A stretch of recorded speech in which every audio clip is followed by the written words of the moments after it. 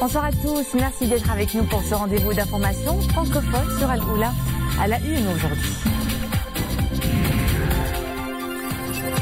À Toronto, son Altesse royale, la princesse Lalla Hasna, présidente de la fondation Mohammed VI pour la protection de l'environnement, prend part aux travaux du Women's Forum Canada. Dans une allocution, son Altesse royale rend particulièrement un hommage appuyé au combat des femmes dans les pays du Sud. Peu valorisée et mal organisée, la filière des truffes trace un nouveau chemin pour sa promotion. C'est la saison de la récolte. Reportage dans l'une des communes du Gharb.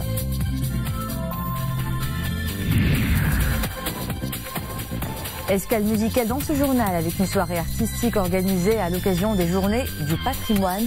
Une soirée qui braque les projecteurs sur une mémoire en partage, le répertoire musical judéo-marocain.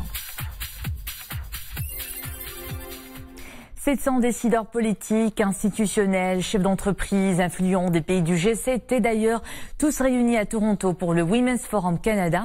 Un point de vue distinctement féminin pour aborder les questions touchant l'ensemble de l'humanité. À ce conclave mondial prend part son Altesse royale la princesse Lalla Hasna, présidente de la fondation Mohammed VI pour la protection de l'environnement. Une participation distinguée et caractérisée par une allocution de son Altesse royale qui a rendu un hommage appuyé au combat des femmes dans les pays du Sud. Zakia Belkas, Mohamed Aitlishker. À Toronto, où le Women's Forum Canada 2018 formule des recommandations qu'il va transmettre au G7, son Altesse royale, la princesse Lalla Hasna, présidente de la fondation Mohammed VI pour la protection de l'environnement, est reconnue pour son leadership et son engagement en faveur de l'environnement. Son Altesse royale, la princesse Lalla Hasna, a eu d'abord des entretiens avec la présidente du Women's Forum et avec la directrice générale de cette grande manifestation internationale. Son Altesse royale, la princesse Lalla Hasna, a eu également des entretiens avec la lieutenant-gouverneure de l'Ontario et le ministre de l'Innovation, des Sciences et du Développement économique et de la condition féminine, ainsi qu'avec plusieurs personnalités du Women's Forum Canada. Altesse, par son engagement, est un témoignage vibrant, concret de ce qui se passe au Maroc aussi pour la place des femmes dans l'économie et dans la société marocaine, mais qui est aussi un témoignage pour le monde.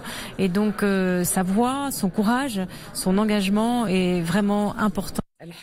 Par la suite, son Altesse royale, la princesse Lalla Hasna, a pris part à la séance plénière dont la thématique a été travailler ensemble sur le changement climatique, les océans et l'énergie. Séance au cours de laquelle son Altesse royale a prononcé une importante allocution devant un parterre de premier plan composé de près de 700 leaders, hommes et femmes, des pays du G7. Son Altesse royale, la princesse Lalla Hasna, a ainsi exprimé sa pleine adhésion aux valeurs portées par le Women's Forum et a salué l'action et les combats que mènent ses membres afin de faire écouter la parole des femmes, promouvoir leur leadership et réaliser le développement inclusif des sociétés. Je suis particulièrement sensible à ce que peuvent entreprendre les femmes en matière d'action pour le climat, de protection des océans et de développement des énergies propres. Non seulement les femmes sont au cœur de ces enjeux, tant locaux que globaux, mais elles peuvent y apporter un regard singulier et des démarches d'action originales et efficaces qui font d'elles des acteurs de changement de premier plan. Et c'est là le sens du témoignage que je voudrais partager avec vous aujourd'hui à la lumière de notre expérience au Maroc. Son Altesse royale, la princesse Lalla Hasna, a ainsi souligné que le royaume est aujourd'hui engagé dans des chantiers prometteurs et inédits de développement des énergies propres, de protection du littoral et de sauvegarde des écosystèmes fragiles, notamment oasiens. Au Maroc, nous avons la chance de construire un cadre légal et institutionnel de plus en plus favorable à la cause environnementale. Grâce à la volonté de Sa Majesté le Roi, la Constitution de 2011 a consacré le droit à un environnement sain et au développement durable. Le Maroc s'est aussi doté d'une charte nationale avancée dans ces domaines et l'intérêt des citoyens pour la question climatique est sans cesse grandissant notamment depuis la présidence marocaine de la COP22 à Marrakech en 2016. Son Altesse Royale, la princesse Lalla Hasna, a aussi relevé que son engagement à la Fondation Mohamed VI pour la protection de l'environnement est un engagement de cœur, un engagement de mère qui se mobilise pour garantir un avenir meilleur aux enfants. Le travail que nous menons toutes à la Fondation, nous le concevons en effet comme un engagement de cœur, un engagement de mère qui accompagne, éveille, éduque et sensibilise. Il s'agit d'un travail à très long terme qui nécessite la patience, la persévérance, l'abnégation dont toute mère sait faire preuve pour les siens. Ce n'est donc pas un simple travail de gestion, de programmation, de communication, d'organisation que nous déployons. C'est avant tout un travail de conviction. Son Altesse Royale, la princesse Lalla Hasna, a ensuite souligné que la Fondation Mohamed VI pour la protection de l'environnement mène plusieurs actions afin de montrer aux enfants sur le terrain la réalité de la remontée des océans, de la sécheresse, de la désertification, de la pollution urbaine, des déchets et des menaces sur la biodiversité. Nous sensibilisons les jeunes générations au développement durable, depuis le préscolaire jusqu'aux études supérieures. Nous le faisons dans des programmes comme Éco-École ou Jeunes Reporters pour l'environnement, le réseau des universités vertes. La finalité est de faire entrer l'environnement dans les curricula, les connaissances et les attitudes que nos enfants acquerront, car il importe d'agir en profondeur sur les comportements. Enfin, Son Altesse Royale, la princesse Lalla Hasna, a évoqué le programme Jeunes Reporters pour l'environnement et a expliqué que la Fondation Mohamed VI pour la protection de l'environnement s'insère dans des initiatives plus larges, comme celle de ses partenaires internationaux, l'UNESCO, l'ICESCO, le Programme des Nations Unies pour l'environnement ou encore la FAO et bien d'autres. Par la suite, Son Altesse Royale, la princesse Lalla Hasna, présidente de la Fondation Mohamed VI pour la protection de l'environnement, a assisté à un panel sur les actions climatiques inclusives, récit des premières lignes, panel durant lequel l'accent a été mis sur l'importance de la lutte contre les dérèglements climatiques. Le Women's Forum Canada 2018 se veut une occasion singulière pour générer des idées concrètes en vue d'informer et d'influencer surtout l'agenda du sommet du G7 prévu les 8 et 9 juin prochains au Canada. L'initiative marocaine d'autonomie soutenue par la Chambre des députés brésilienne qui a adopté à la majorité de ses membres une motion de soutien à cette initiative pour les provinces du Sud et aux efforts du Royaume en vue de parvenir à une solution politique aux différends artificiels autour du Sahara marocain. En vertu de ce document, les députés demandent une expression officielle du Parlement brésilien en soutien à l'initiative d'autonomie et ce dans le respect de son intégrité territoriale et de sa souveraineté nationale. C'est un aliment particulièrement apprécié des gourmets, mais avant de le déguster, encore faut-il le trouver. C'est la truffe, une variété de champignons appelée terfas au Maroc, une filière peu organisée. Des efforts sont à présent menés en vue de la valoriser et promouvoir sa consommation. En tout cas, l'heure est à la récolte. C'est ce que nous allons voir dans ce reportage dans la commune de Sidi Chafi, dans la forêt de Marmora. Boujma al-Hafabi, Adnan Harraz et Nisri al-Hamdawi. Ces femmes tapotent le sol à la recherche d'un petit trésor de la terre, la truffe marocaine, communément appelée terfes. Nous sommes dans la commune Sidi Chafi, dans la région du Rarb. La récolte de ce champignon souterrain s'annonce abondante suite aux dernières précipitations. Une aubaine pour ces ramasseurs qui se font une rentrée d'argent en cette période de l'année. Nous tapons le sol à l'aide d'un bâton et c'est ainsi que nous détectons la présence du terfes sous la terre. Notre collecte dépend des jours. Des fois, nous arrivons à ramasser 6 ou 10 kilos par jour. Nous vendons tout ce que nous ramassons et le lendemain, rebelote. La cueillette du terfes n'est pas facile. C'est un geste technique qui doit être bien précis. Ce professeur spécialiste de la truffe comestible sensibilise la population locale à la meilleure façon de ramasser ce champignon. Étant donné que la terfes s'associe avec les racines d'une plante, Et donc la façon de récolter cette terfesse, elle est très pointue. Il faut pas casser les racines de la plante. C'est pour ça qu'on est sur le terrain, c'est pour les sensibiliser quant à la méthode de récolte et aussi pour à la réglementation de la filière. Ceci sont dans le cadre donc de le développement rural. Mais en attendant la réglementation de cette filière, dans le souk Sidi Boukhalkhal à Khmisset, un spectacle d'anarchie s'offre aux yeux du visiteur. Des femmes assises à même le sol commercialisent en vrac la truffe marocaine à seulement 70 dirhams le kilo. Maigre prix de leur dur labeur. J'extrais la truffe de sous terre, c'est un travail éprouvant. Des fois je me fais même pincer par des scorpions. Mais bon, je me suis habituée à cela. C'est ainsi que je gagne ma vie. J'ai plusieurs bouches à nourrir. Je me rends souvent à ce souk pour acheter terfes de ces femmes qui vivent dans les forêts. À mon tour, je vends ce produit à Casablanca. Terfes est très apprécié. Il est même exporté vers les pays du Golfe. Ces intermédiaires vendront ce produit à 150 ou 200 dirhams le kilo. Et à l'export, le prix de la truffe marocaine se verra pousser des ailes. Terfes est une affaire de terroir à valoriser pour permettre une meilleure rentabilité à ceux et celles qui le récoltent. Focus maintenant sur la technique de pompage solaire, efficace et économique. Elle est de plus en plus sollicitée par les agriculteurs pour l'irrigation de leurs terres ou goutte à goutte. Une technique qui consiste à utiliser la conversion du rayonnement solaire en électricité pour alimenter les pompes. Les explications de Hassan Tabahi et Zakaria Mouqin Billah. Dans ces exploitations agricoles, des panneaux photovoltaïques utilisés pour le pompage d'eau.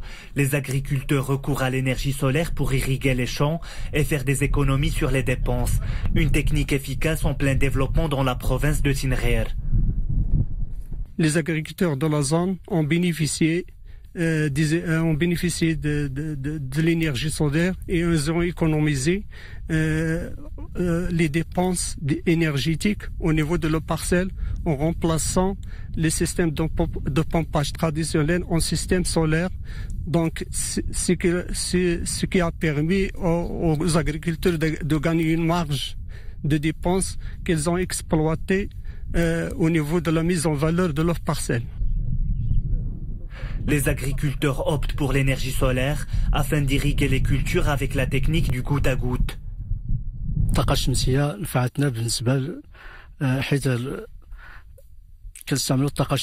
L'énergie solaire est utile dans l'agriculture. Elle permet de ne pas être tributaire des conditions climatiques pour irriguer les champs et aussi d'économiser les frais de production agricole.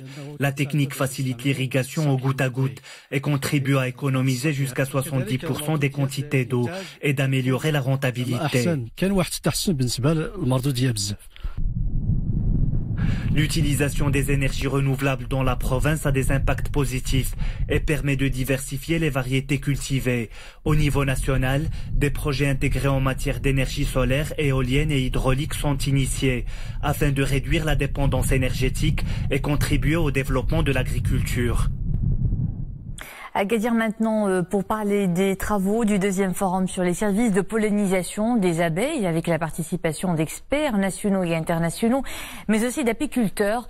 L'objectif de l'événement est d'établir une charte de bonnes pratiques agricoles et apicoles de pollinisation comme moyen d'appuyer le développement agricole durable. Le miel pur, tout le monde en veut et on apprécie les vertus. Mais avant de finir en pot, c'est toute une chaîne de production qui se met en marche. À l'exemple de cette coopérative à Amskrout, où la production et le conditionnement du miel n'ont pas de secret pour ces apiculteurs locaux. Nos producteurs veillent à extraire un miel pur et savoureux et nous en avons plusieurs variétés. Notre coopérative est pionnière dans la sensibilisation à l'importance du miel pour la santé. Les abeilles, ces petits insectes pollinisateurs, ne produisent pas uniquement du miel. Ils contribuent également à l'équilibre des écosystèmes. C'est le sens même de ce forum qui se tient à Agadir à l'occasion de la Journée mondiale des abeilles. Et avec l'appui financier du Fonds pour l'environnement mondial, organise ce forum sur les services de pollinisation des abeilles, dont l'objectif est de sensibiliser le grand public sur l'importance des abeilles et des services qu'ils rendent. La région du Souss-Messa compte pas moins de 124 000 ruches pour une production annuelle d'environ 860 tonnes. 38% des ruches sont dotées de systèmes modernes de production. À la une de l'actualité étrangère, une journée sanglante au Proche-Orient. Un manifestant palestinien tué et au moins 170 autres blessés lors de nouveaux incidents. Les militaires israéliens ont tiré à balles réelles aux abords de la ligne de démarcation entre la bande de Gaza et Israël. Les Palestiniens se sont rassemblés massivement à nouveau ce vendredi dans le cadre de la grande marche du retour. Au lendemain d'une escalade militaire inédite des deux côtés du Golan syrien, les inquiétudes de la communauté internationale s'amplifient. Le secrétaire général de l'ONU, Antonio Guterres, appelle à un arrêt immédiat de tous les actes hostiles et provocations afin d'éviter une nouvelle conflagration au Moyen-Orient. L'Union européenne appelle pour sa part à la retenue face au danger d'une guerre ouverte sur le théâtre syrien. L'un des volcans les plus actifs au monde se réveille. Merupi, en Indonésie, est entré en éruption ce vendredi, provoquant des colonnes de fumée allant jusqu'à 5000 mètres de hauteur et des pluies de cendres sur les villes voisines. Les habitants vivant à 5 km à la ronde du volcan ont été évacués. L'aéroport de Yogyakarta, à 30 km du volcan, a été temporairement fermé. Ce type d'éruption n'est pas trop dangereux et peut se produire dans n'importe quel volcan actif, rassurent les autorités indonésiennes.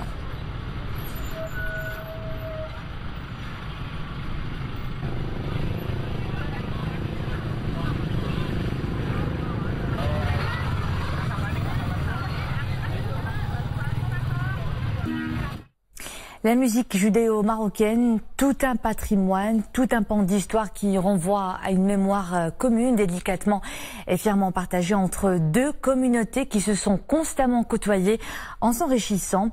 Et ce patrimoine artistique était à l'honneur hier soir au quartier des Habous à Casablanca à l'occasion de la 10e édition des Journées du patrimoine initiée par l'association Casa Mémoire. Sarah Katir.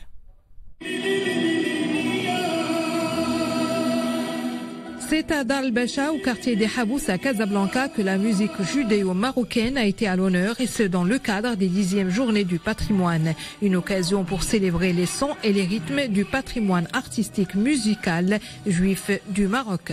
Nous sommes heureux aujourd'hui de voir autant de Casablancais adhérer à cette cause, de voir les pouvoirs publics, les pouvoirs élus adhérer à cette vraie richesse patrimoniale. Nous en sommes très fiers aujourd'hui et c'est pour cela qu'on est en fête. Et c'est dans une ambiance festive et chaleureuse que le public, venu nombreux, a pu apprécier des chants de Salem Lilali ou de Samir Maghribi, des mélodies qui ont bercé des générations de Marocains.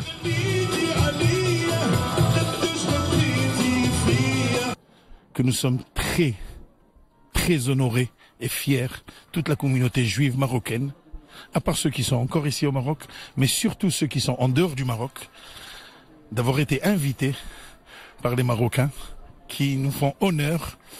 Et la vérité, comme j'ai toujours dit, mon pays, c'est le Maroc. Et on a grandi ici et on traîne avec nous le patrimoine marocain. Partout dans le monde, on fait connaître le Maroc. Et c'est un plaisir d'être parmi vous ce soir. Entre Chabi, musique andalouse, Radnati ou Melhoun, le public a voyagé dans le temps pour une redécouverte de ce patrimoine judéo-marocain.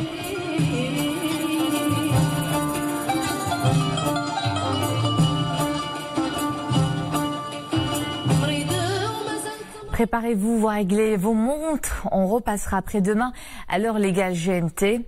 L'heure devra ainsi être retardée de 60 minutes ce dimanche à 3h du matin.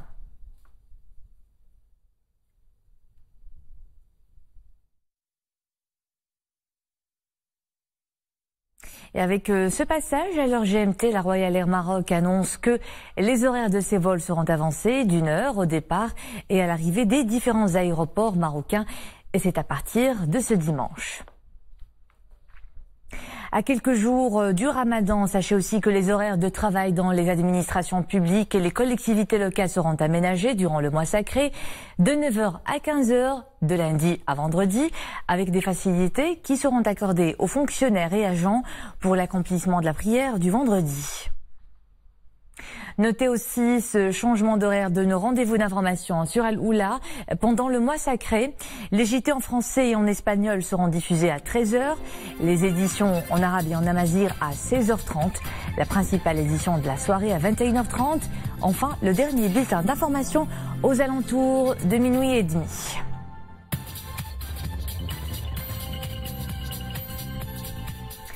Les tenues traditionnelles marocaines à l'honneur à Oujda, où le festival de l'élégance et de la création artistique revient pour une 2e édition avec la participation d'artistes et de stylistes marocains d'ici et d'ailleurs. Au programme kaftan, djellaba et autres vêtements d'apparat traditionnels portés par les femmes mais aussi les hommes et les enfants. Toute une finesse qui se dévoile à l'approche du mois sacré où ce genre de tenue est bien entendu très sollicité.